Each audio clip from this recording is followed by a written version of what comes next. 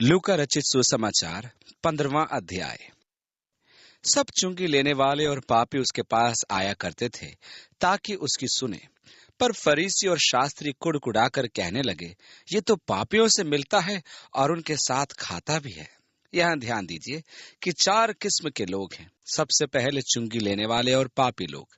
वे समाज से बहिष्कृत होते थे और घृणा के पात्र थे।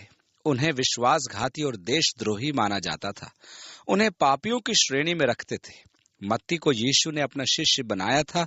जक्कई भी चुंगी लेने वाला था। यीशु से साक्षात्कार के पश्चात उसने अपनी आधी संपत्ति कंगालों में बांट दी थी और अन्याय से वसूली गई धनराशि 2 गुना लौटा दी थी।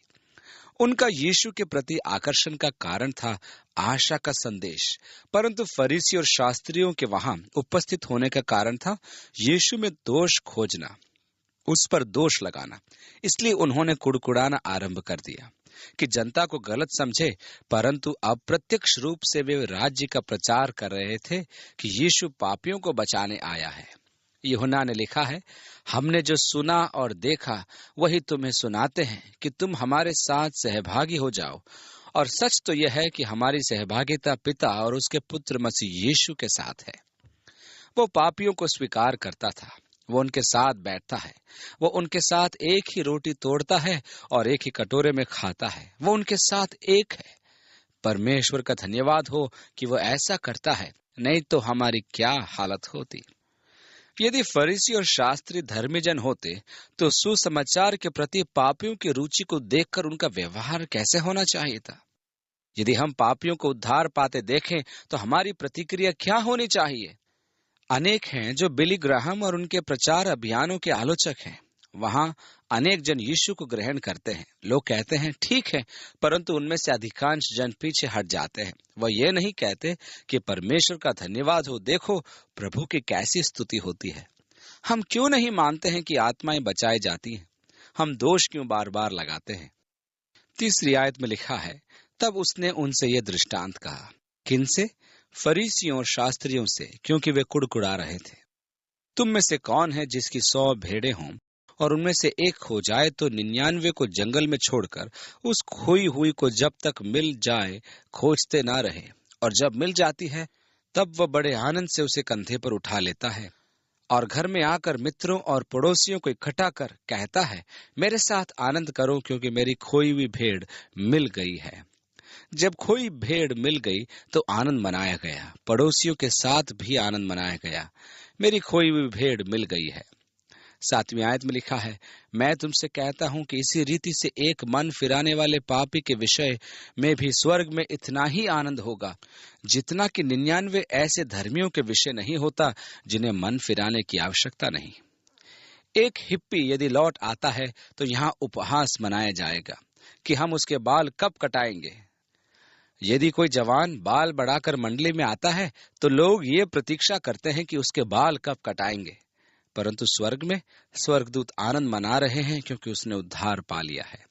या कौन ऐसी स्त्री होगी जिसके पास 10 सिक्के हों और उनमें से एक खो जाए तो वो दिया जलाकर और घर जाड़ बुहार कर जब तक मिल ना जाए जी लगाकर खोजती न रहे, और जब मिल जाता है तो वह अपने सखियों और पड़ोसियों को इकट्ठा करके कहती है, मेरे साथ आनंद करो क्योंकि मेरा खोया हुआ सिक्का मिल गया है। मैं तुमसे कहता हूं कि इसी रीति से एक मन फिराने वाले पापी के विषय में परमेश्वर के स्वर्गदूतों के सामने आनंद होता है। अतः स्वाभाविक प्रतिक्रिया तो आनंद मनाने की होनी चाहिए। यीशु ने कहा कि एक भी पापी के मन परिवर्तन पर स्वर्ग में आनंद मनाया जाता है। 11वीं आयत में फिर उसने कहा, किसी मनुष्य के 2 पुत्र थे। उनमें से छोटे ने पिता से कहा, हे पिता, संपत्ति में से जो भाग मेरा हो वो मुझे दे दीजिए। उसने उनको अपनी संपत्ति बांट दी। व्यवस्था के अनुसार जब किसी के पास 2 पुत्र हों तो बड़े पुत्र को 2/3 संपत्ति का उत्तराधिकारी माना जाता था और छोटा पुत्र 1/3 भाग।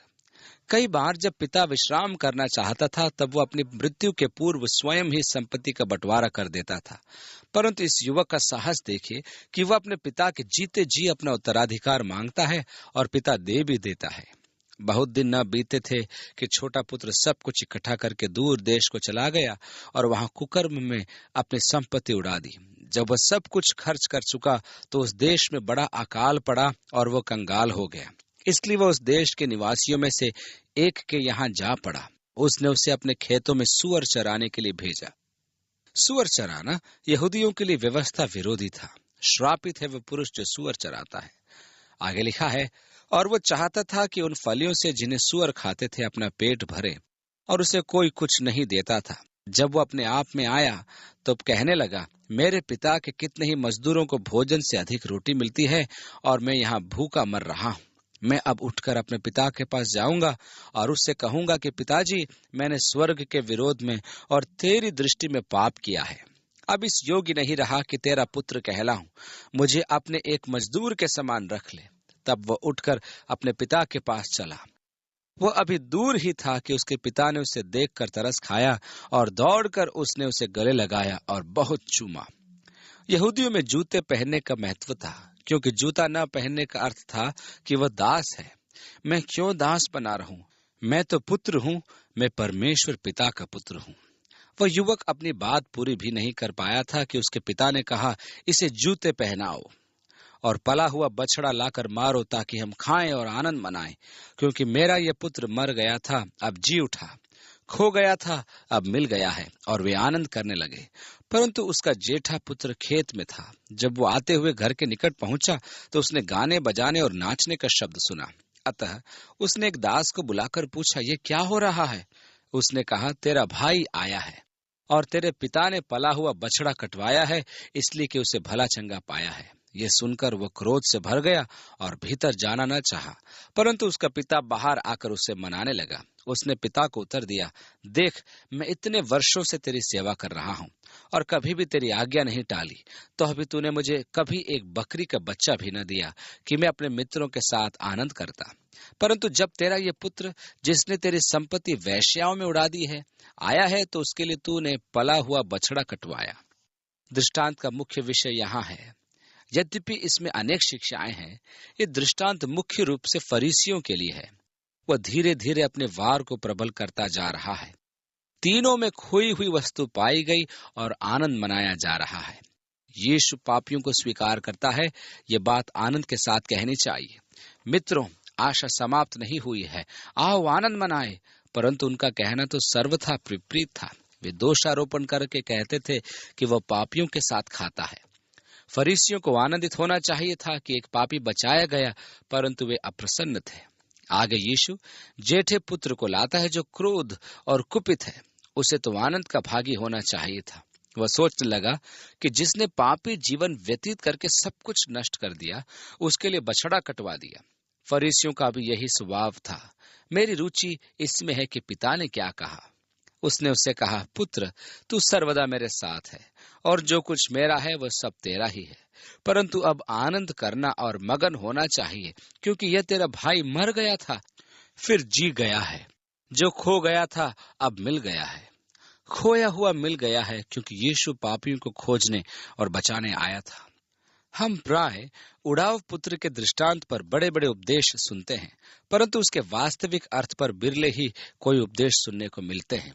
इस दृष्टांत का उद्देश्य पिता द्वारा आनंद से पुत्र का स्वागत ही नहीं, वरन फरीसियों को यह दर्शाना कि पापियों के साथ यीशु के व्यवहार की आलोचना की अपेक्षा आनंद मनाना उनके लिए आवश्यक है।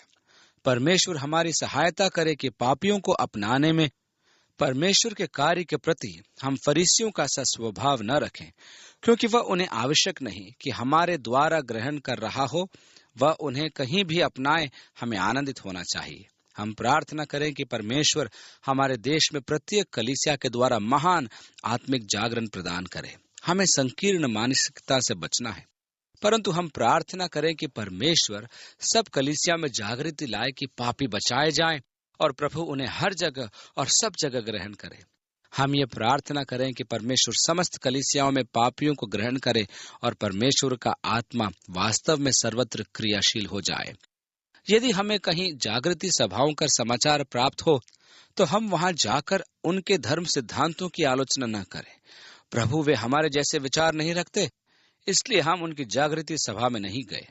यीशु ने कहा, तुम्हें ऐसा नहीं करना था। यदि वे मेरे नाम में करते हैं तो वे हमारे विरोधी नहीं हो सकते। परमेश्वर हमें फरीसियों के स्वभाव से सुरक्षित रखे और यीशु का मन प्रदान करे। हम आनंद मनाएं कि प्रभु पापियों को ग्रहण करता है और उनके साथ भोजन करता है।